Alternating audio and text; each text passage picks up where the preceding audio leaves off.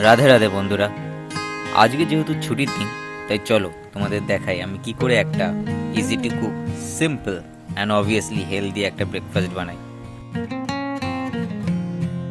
প্রথমে সুজিটাকে হালকা ব্রাউনিশ ভাবে ভেজে নিলাম, তারপর সেটাকে আলাদা পাত্রে নামিয়ে রাখলাম। এরপর খানিকটা তেল দিয়ে তেলটাকে গরম হতে দিলাম। তারপর তেলটা যখন গরম হয়ে যাবে তাতে ছোট করে কেটে রাখা আলুগুলো ভাজার জন্য দিয়ে দিলাম। এখানে একটু বলে রাখি, যেহেতু আমার ঘরে রিসোর্সেস খুবই কম তাই আমি হালুয়াটা আলু দিয়ে বানালাম। তোমরা চাইলে আরও কিছু ভেজিটেবলস অ্যাড করতে পারো। সামান্য রক সল্ট দিয়ে আলুটাকে নেড়ে ছেড়ে ঢেকে দিলাম, যাতে ফ্রাইটা একদম প্রপার হয় আর আলুগুলো যেন কাঁচা না থাকে।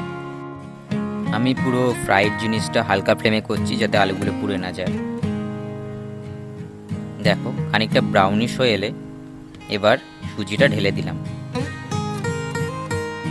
পুরো জিনিসটাকে প্রপারলি মিক্স করে নিলাম। এবার পরিমাণ মতো জল দিয়ে দিলাম।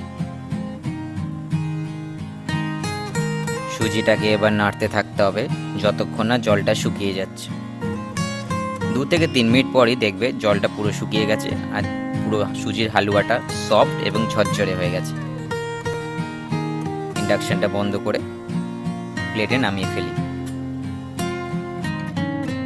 পুরো জিনিসটা করতে আমার হার্ডলি 10 থেকে 12 মিনিট সময় লাগলো।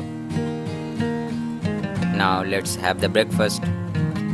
তোমরা যারা রান্নায় খুব একটা পারদর্শী নও তারা এই ডিশটি নিজেদের মতো ইনগ্রিডিয়েন্টস দিয়ে ট্রাই করতে পারো। দেখা হচ্ছে পরের ব্লগে।